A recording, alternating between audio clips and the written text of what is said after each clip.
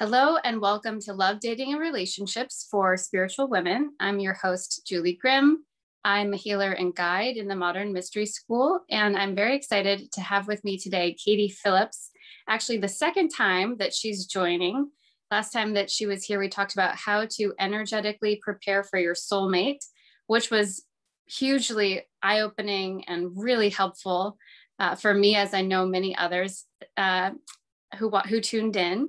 So Katie Phillips is the founder of the School of Self-Love, and she helps women not only meet their life partners, but also foster more self-love in the process, which is a key component to all of that.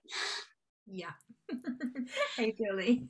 Hello. And today we're talking about feminine energy and, maybe whatever feeds off of that topic, but that's the core theme for today. Yeah, amazing. I can't wait. One of my favorite topics to talk about. Let's do it. Yeah, thank you for having me too. Yes, as always. When we were talking last time, it really naturally fed into this conversation of feminine energy because so many of my questions, or so it seemed, were really about maybe an imbalance between that masculine and feminine, that pushing, doing, going out there and getting versus receiving. So I know probably most people at this point have some basic understanding of masculine and feminine energy, what that might mean. But just in case somebody tuning in is like, I'm a woman. What is that? Doesn't that mean I'm feminine? Or there's no such thing as feminine and masculine. We're all just the same. Can we add a little bit of clarity for whoever's tuning in, what we might mean when we're talking about those things? Yeah, sure. And I guess I can only speak to it from what I believe, and I know I'm not the only one that holds this belief and teaches this work. So I believe that no matter what gender you are, you are an energetic being first and foremost. You're a spiritual being first and foremost. And as an energetic being, you are a beautiful blend of masculine and feminine energy. So every one of us has within us masculine energy, and we have feminine energy within us. And to talk about those energies from an empowered perspective, because there's kind of two conversations here. And this is the bit that I really get a bit geeked out on, because what I hear a lot being spoken about is the importance of being more in your feminine energy, because so many women are so heavily, and I'll explain this, are so heavily in their masculine that they're exhausted and they're burnt out. And so they need to learn how to be more in their feminine. But the bit and I agree with that, but there's kind of a little bit of subtext, because what's being missed is, if you're in your masculine, you're burnt out, you're not in your empowered masculine, you're actually in your disempowered masculine. Because your empowered masculine would never allow you to burn out. And this is the bit that I get so excited about, because when we really grasp this, not only does it shift everything in our life and just make life feel easier and have us feel more vital, if you're a single person desiring to call in love, like this is absolutely key to understanding how these dynamics work. Because then when you talk about, it could be a convoluted conversation, but when you're speaking to a man and a woman being together, that there is a masculine energy and there's a feminine energy right there and then, and it's starting to understand how a woman can very safely be held and supported by an empowered man, which, yeah, anyway, we'll I love that you already went there. No, I love that you already went there. I just got so excited because, wow, so many things came to mind. Part of it is this idea of toxic masculinity. I know we said we talked about feminine energy, but, there are a lot of toxic men out there, but I sort of take issue with it because it starts to make people think that masculinity is toxic. Right. And it's not. And it's not. Any person who's desiring like a man or even a woman, but maybe they're desiring that masculine energetic counterpart, knows how wonderful masculine energy is and how much we really desire whatever that masculine energy is going to bring to our life. Not, Yeah. I don't desire some toxicity. No. Of course it's divine in its own right. Yeah. Absolutely. So there's two conversations. So when we're speaking about masculine and feminine energy, and we'll start with the empowered masculine and feminine, and then there's the disempowered masculine and feminine, and they're the energies that we need to be aware of. That's where we're doing our healing work. We're healing those pieces to rise up and step into our empowered masculine feminine, and stepping into the dance between our empowered masculine and feminine, which is when life really does feel supported and in flow. So I think you asked me what is the feminine? Yeah. Well, so as a woman, what might that look like? So as a woman, when we're dating, for the purposes of this conversation, maybe it's easier to talk about feminine energy calling in masculine energy, but if you are feeling burnt out or not supported, you're feeling like you're having trouble, maybe there's an imbalance there, or like you were saying, that you're actually activating that process from a disempowered state. What might that look like in your life? So the disempowered feminine traits look like codependency, people pleasing, feeling guilt for putting yourself first, anxiety for putting yourself first, not charging your worth, having to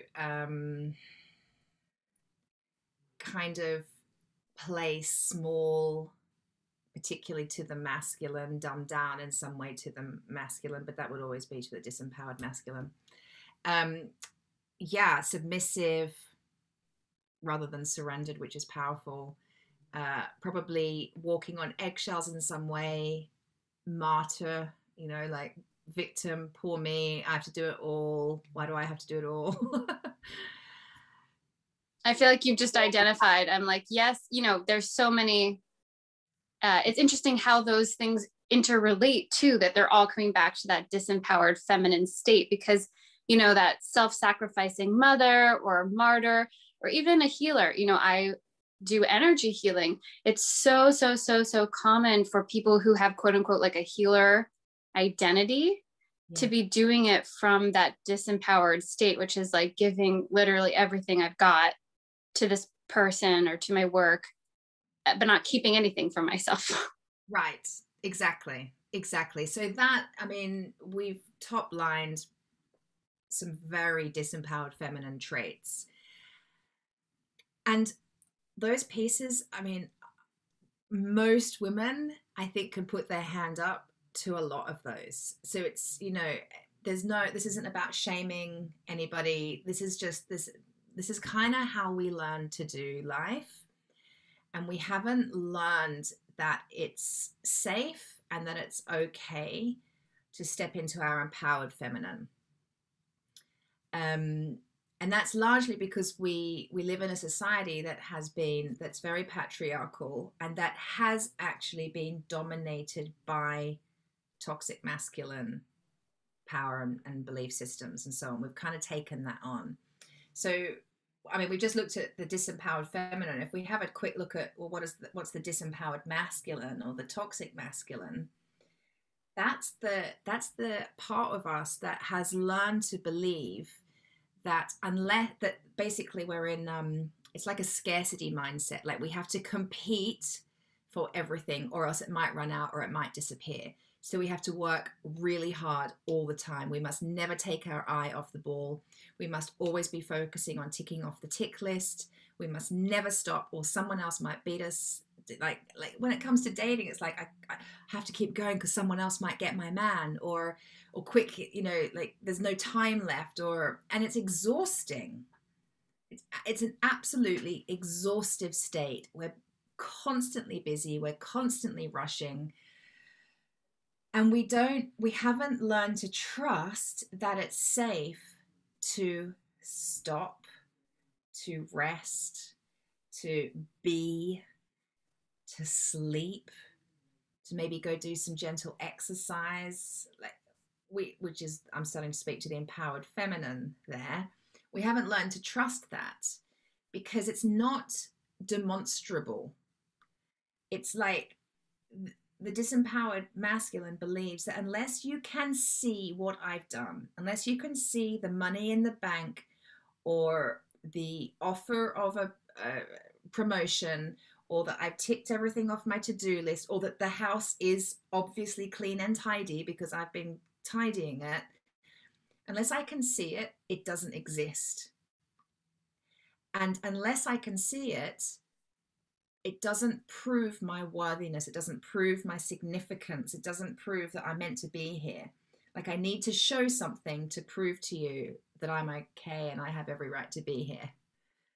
And this is how we've learned to do life. And in the whole wonderful piece around women wanting to be more equal to men, unfortunately, what that's come hand in hand with is kind of like a subtext belief or an unconscious belief that we have to be like men to be equal to them.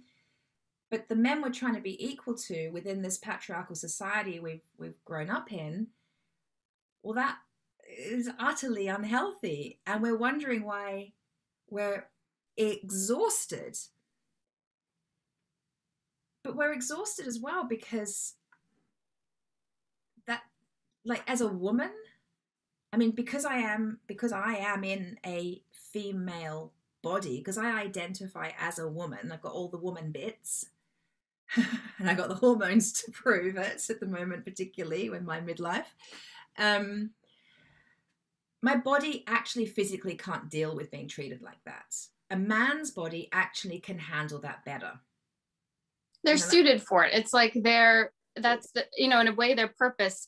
I remember learning initially about spirituality, actually even biology, because I have a background in biology. They were talking about your structure and your purpose.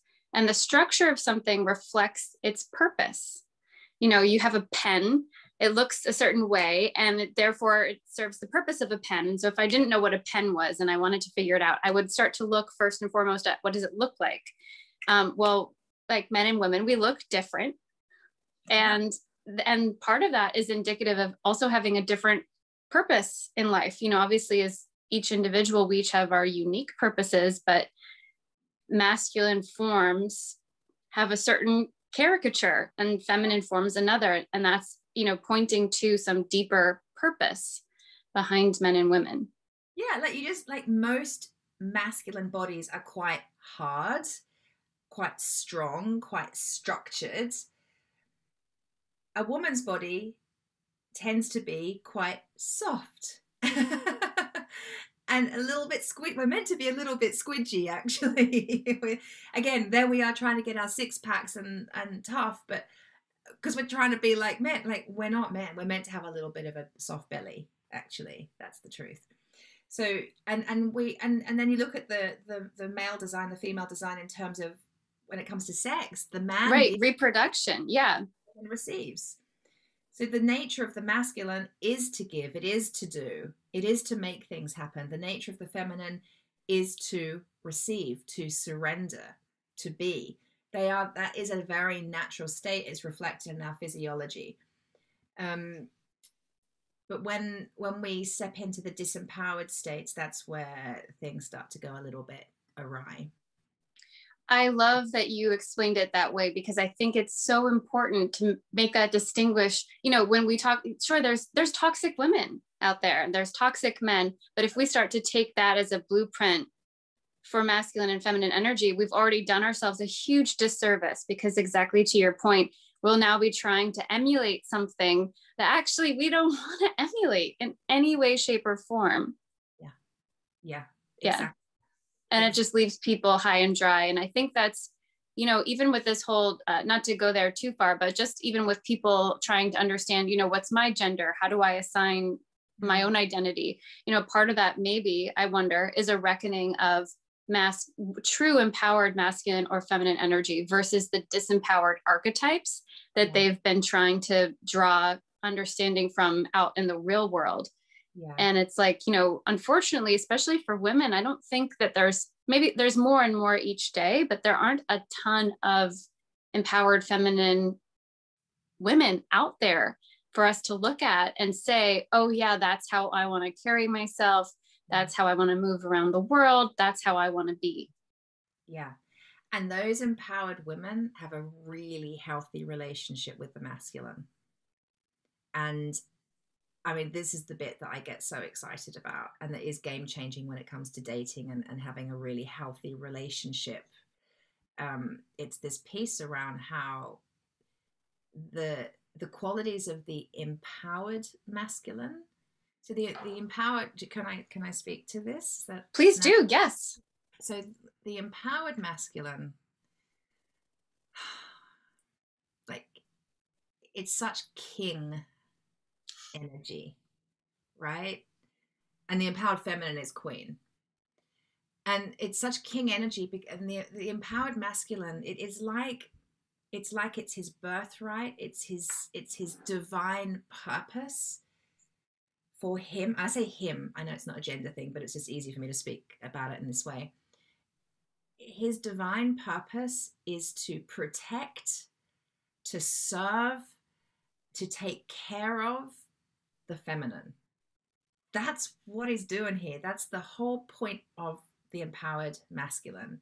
The home of the masculine is in the mind, whereas the home of the feminine is in the body. He totally operates from the head, and he figures stuff out. Yeah, it's great. He figures things out. He makes things happen, all in loving, humble, honoring service of the feminine. And the feminine, her only job is to spend, the empowered feminine is to spend time in her body, connecting with herself, with source, because that's the feminine energy that's totally dialed into source, life, God, universe energy. It's there when she's able to surrender and relax and rest and be, that she gets her downloads, where she can tap into the truth of who she is and why she's here, and what even her next right move is today, as well as this year, this life. Like, so what do I feel like doing today? What do I feel is my purpose this month? She can, because she's not running around like a freaking mad woman in disempowered feminine, people pleasing, doing all things for everyone else, in her disempowered masculine, feeling like, oh, if I don't do it now, I'm not worthy. She trusts that it's safe to just be and receive what she needs to receive in terms of her next right move. And it feels really aligned with her. When we're running around, we don't have the capacity to receive.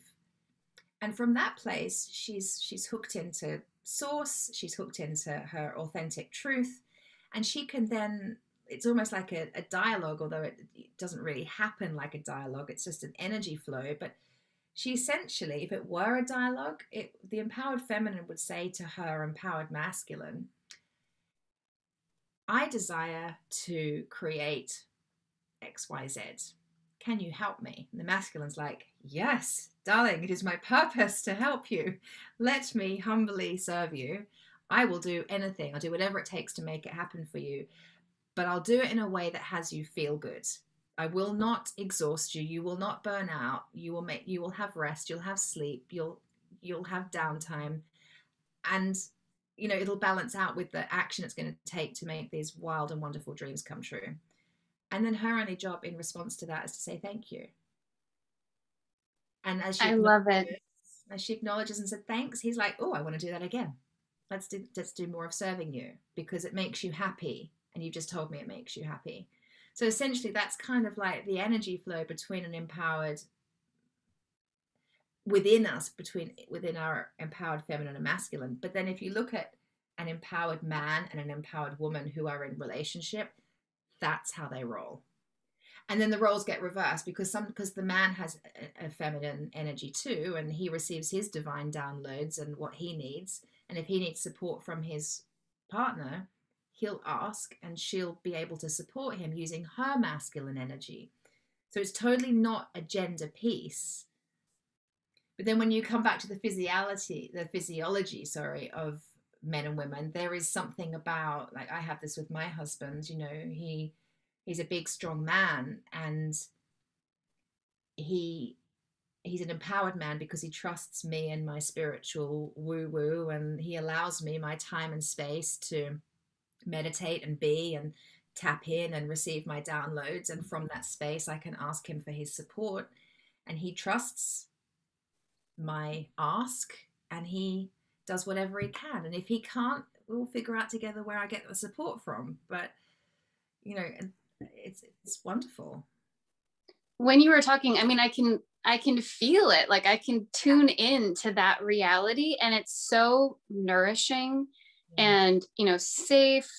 And I would say so different from maybe how people have visualized their relationships historically, or how we've seen, we might have seen through the 1950s housewife or through other examples, what might be that on the surface, quote unquote, but energetically, you know, that hasn't been at all what's taking place. So tuning into that energetic understanding is huge. And I mean, that's really the breakthrough for people. Oh, look, I remember when I was single and on a mission to call in my soulmate. By this point, we're like 9 months before I met James. I was 42 and really, really ready. And I'd been on a journey doing really deep inner work and really healing and clearing out and you know, paving the way for him to arrive.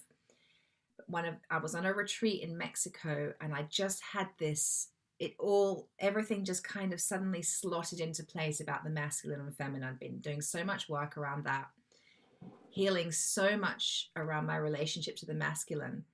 But I found myself, I'd finished a meditation, and I just found myself doodling a picture. I've got it somewhere, actually. And it was essentially a picture of a man kind of praying to a woman. And it was just this honoring of her. And I just felt like in that moment, it was just everything just clicked in. And I got it. I got that men can be trusted.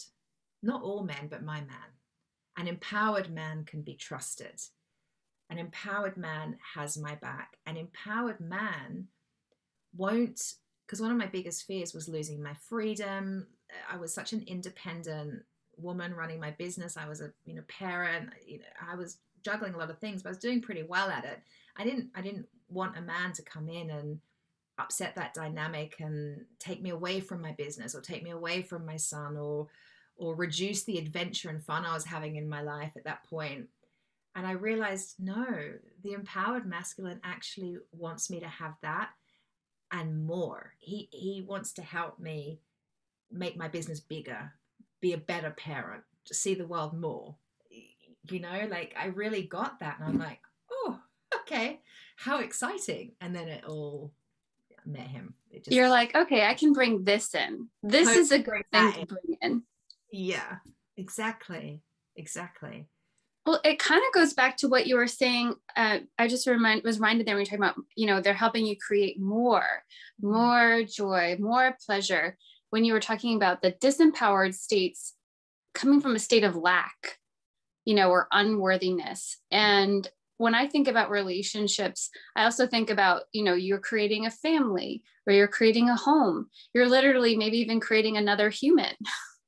Yeah. That there's this abundance, in a sense, like there's this growth that just naturally happens from these two beings combining and joining forces.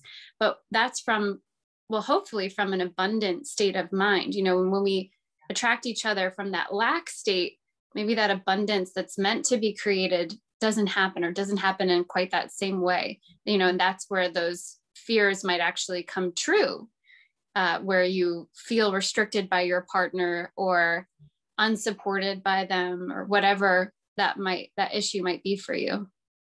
Well, totally. And, all disempowered behavior is coming from a place of lack, isn't it? Just is.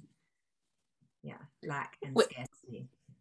I mean, especially when you were talking about the woman, the feminine energy, it just, for me, what hit home is it's all about unworthiness. It's like a deep, like not feeling worthy of a masculine energy, or a man who's going to provide or fulfill those deep desires.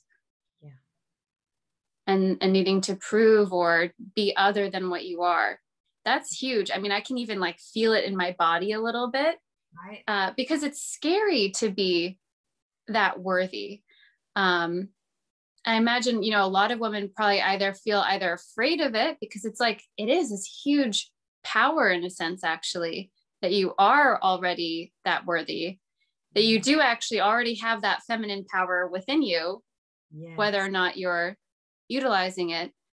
And then sort of like, well, what are you creating with that? Or what do you desire to create with that? It's sort of um, this beautiful blank canvas, but also a lot of responsibility, or however, I know for myself, I've related to power as being scary, but yeah, sort of like maybe even awe. Maybe awe is a better word for it. Like, whoa. Yes. Yeah. Well, it's like, how good do you dare to let it get? We're just not used to that, it's like that's something we've got to prepare our energy for, and that becomes the new normal. It's something I'm still really practicing, actually. It's like, how good can I let it get? Because for me, there's a conditioning that it's good and then it might get taken away, or you can only have so much and then something bad happens, or you're only allowed so much. Like, who do you think you are to have more? All of these different programmings that say there's a cap on it being good. And then, yeah, when you really step into your power, and when you really do align with miracles, when you move into that miracle realm, and you really start to live in alignment with the truth of you and source, when you've got that relationship going on, anything is possible. And like just the allowing, which is so feminine, it's the allowing of that expansion, and then allow it to expand more, and then allow it to expand more. Like, that takes practice. That actually really does take a lot of practice and a lot of trust, because as you're expanding, you're creating space, and you've got to trust that will get filled with yummy good things, and that it won't get taken away from you. And yeah. And that you can hold it, like, that you are that capable and powerful. And I mean, I think when I'm reflecting for myself, a lot of that comes from operating more from the disempowered masculine, where I feel like I need to be doing everything to fill that space, rather than simply just holding it as a possibility, a spaciousness, an openness, a potentiality that then somebody else can do the hard lifting. I've done my part. Yeah. Exactly. Yeah, I mean, I just feel a big exhale when I consider the concept of moving into my empowered self, masculine and feminine. I just don't have to prove myself anymore. Like, me being me is enough. Me sat here right now, if I wasn't on this screen and we weren't achieving what we're achieving right now, but me just walking into a room, it's enough. Me being here it's perfect wherever I am. And me being in a room meditating, and nobody knows I'm in that room, and no one knows I'm meditating, no one knows what I'm doing, no one's witnessing it, there's no proving, there's no approval, it just is, it's enough. It's like, it's kind of mind-blowing. It's actually kind of mind-blowing, but it's so powerful. And I think that's what's mind-blowing, at least for me, is that that it is so powerful. I mean, I'm thinking about some of the things I've heard about masculine and feminine energies, and going back again to sort of that holding the space. If there's no space, the masculine can't come in. Where are they going to come in? There's nothing there. There's no, they'll go do their thing, but so it's almost like the responsibility of the feminine to go first, to open up that potentiality, that spaciousness, whether, like you were saying, through meditation, through simply just saying, no, I'm worthy right now, just here. Do it literally.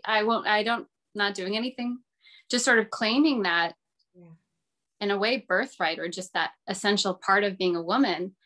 And And from that, it's like this strange daring Yeah. that now creates an opportunity for the masculine to do their part. Yes, but that throws everything we've ever learned on its head. Because as disempowered women, we have learned to be a good girl, play small, let the man lead, let him take charge, tell us what to do. Like that's sort of the energy, that's kind of what we got used to. But actually, it's the feminine that leads. In a relationship, whether it's our internal energy dynamics or between a man and woman, like the feminine energy that inspires and guides the masculine into action. It always starts with the feminine. The feminine starts with asking for support. It starts with her. And you're right. It is the feminine. If we're talking about calling in soulmate love, it is the feminine energy that creates the space for that to come in. Yeah, and there's all sorts of roots to that. For example, it's our feminine, because the home of the feminine is the body. This is where we experience our feelings and we move the emotion of feeling through us. A huge piece to creating space to calling in your next level love is healing your heart and healing the wounds of past relationships. It's healing the inner child and healing the wounds from way back when. All of that inner work it's all about just clearing out the gunk and the stuff that's stagnating and festering and blocking you from having something really beautiful and healthy to come in. You got to clear it out for the good, yummy stuff to come in. While you're talking too, I'm thinking, body, feminine, self-worth. It's probably no coincidence either that, most women don't necessarily love their body and maybe feel like, oh, when I'm thinner, I'll be worthy of. When I'm more beautiful, I'll be worthy of. And almost at this essential point, there's been a disconnect even, like the rift or the misunderstanding goes really, really deep.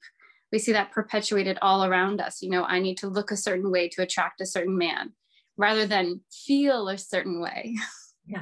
Yeah, exactly. It is about feeling a certain way. Absolutely. And then in my world, with the women I'm working with who are midlife onwards, that's a huge piece. It's like, my body doesn't look like it used to look.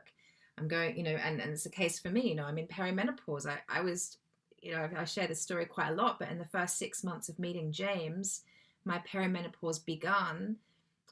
6 months together, we just moved in together, and honeymoon stage of this uber exciting relationship, having waited for him for 8 years.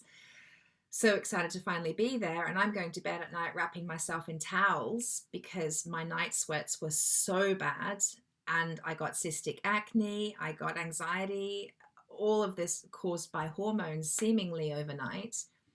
And my God, was I glad that I had a relationship with myself and a sense of self and a deep self-worth piece to lean on in those early days of that relationship. And thank God I'd called in an empowered man who had so much compassion and patience and unconditional love for me. He couldn't care less that I had spots on my face and was just stank from sweating all through the night.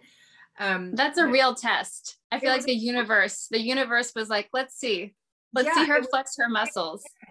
But it was still hard. Like, I definitely questioned my worthiness. I definitely questioned if I was still lovable. Would he want to be with me? Like, who wants to wake up to that sweaty, spotty mess? And, and I'm 44 by this point, like, who wants to, but he did.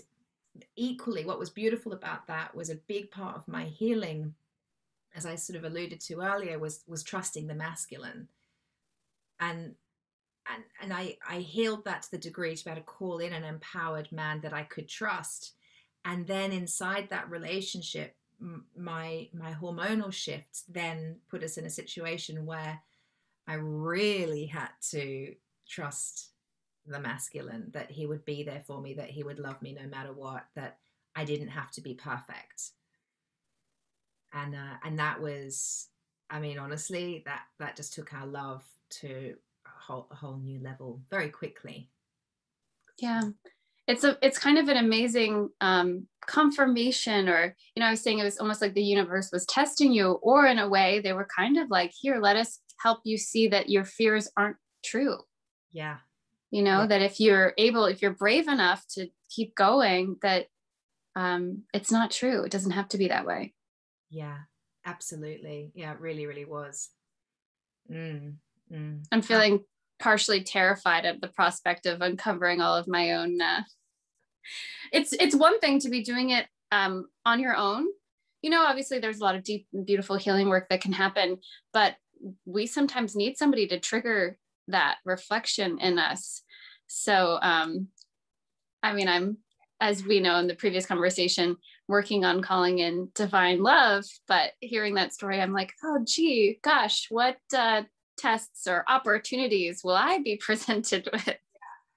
Yeah, and it's also it's that piece, isn't it? Because a lot of the women I'm working with, what comes up for them is they start working with me because they think that, yep, I'm ready. I want to put myself out there. I want to do the healing work to be ready to call him in. It's all great. And then we sort of get into the process, and what starts bubbling up is, am I really prepared to get that vulnerable with somebody? Because you start to realize that you really have to put yourself out there and bear it all and open that heart and yeah, do I really want to be that vulnerable with someone? And then right there is a piece that we work with, you know. That's beautiful. Yeah. Yeah. I know we say that we do.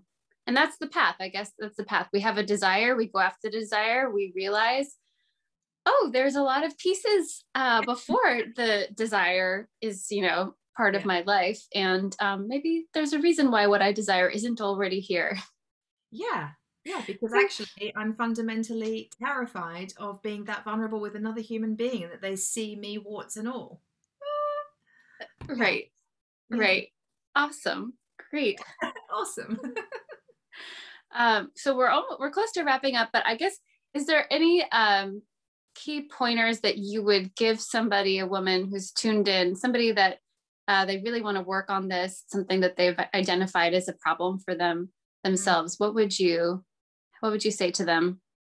I think just be really, like I was saying before, this isn't about shaming ourselves around, our disempowered pieces. It's just start to notice what is disempowered and commit to doing the healing work to overcome and transform those pieces,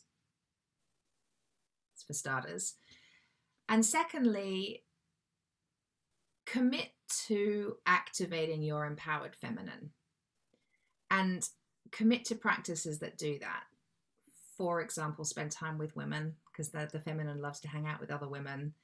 Feel your feelings. It's part of the healing process. But the feminine is all about processing and moving emotion through. So that's a perfect tie-in with your healing piece. Have fun,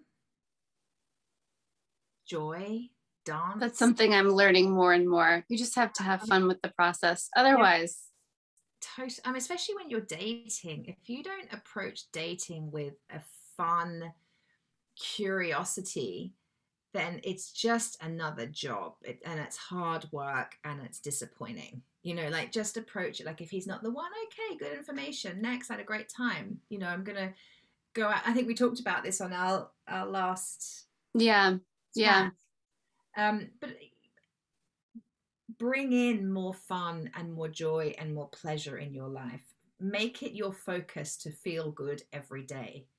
I mean, we're never going to feel great all the time, but if you set the intention to prioritize, and again, this is overcoming the disempowered feminine of not knowing how to put herself first. Start practicing prioritizing just feeling good every day. Wake up every morning and ask yourself, how do I feel? What do I need? Choose to feel good more often. That's the feminine. That, it's so important. And choose to connect with your desires. Very feminine act. Like, we, again, The disempowered feminine is too busy focusing on everybody else and taking care of everyone else. She doesn't even know what she needs or wants. So practice tapping into your desires, and enjoying getting to know yourself from that perspective. And then this will start to switch on the feminine and just be more, rest more, sleep more, meditate more, increase your spiritual practices, because the feminine is, connected to source. Exercise more, be in your body. It really is about like spending more time in your body, less time operating from up here, which is very masculine.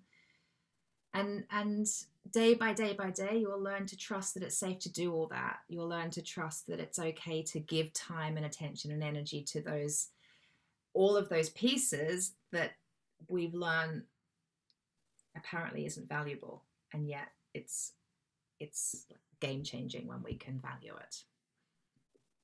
It's potentially the most valuable, but unseen. We see the fruits coming through other activities, but this is what's laying the foundation for those fruits. Yes. Absolutely. So wonderful. And I know if people want to connect directly with you, your information is below the video, so people can find out more about all the amazing work that you do as well and tune in that way. Thank you so much. Thanks for having me. Love this conversation. Yes, so fun. Me too. So good for me as a reminder, I work with energy with clients, and yet still it's just, it's sort of like a forgetting and coming back, and also a deepening of that understanding and what it means each time. Yeah, absolutely. It is a deepening each time. And we teach what we need to learn, right? Yes. Yes.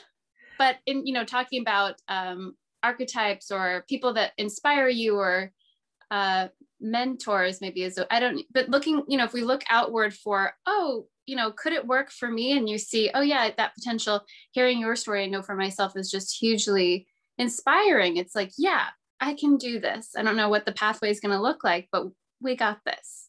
Yeah, you do. Absolutely. And so do you, listeners. Yes, absolutely. Great. Well, so lovely to have you. And thanks everybody for tuning in.